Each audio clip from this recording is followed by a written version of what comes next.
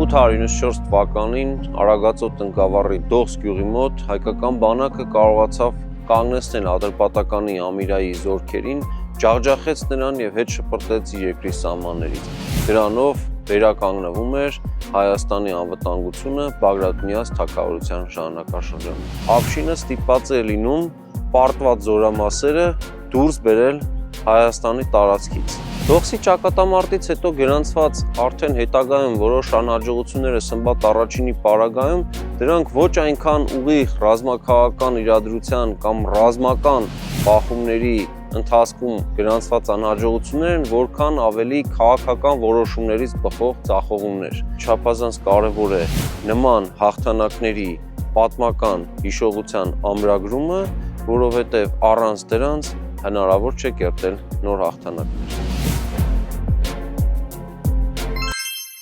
Միացեք մեր էջին, իմացեք ավելին մեր պատմության մասին։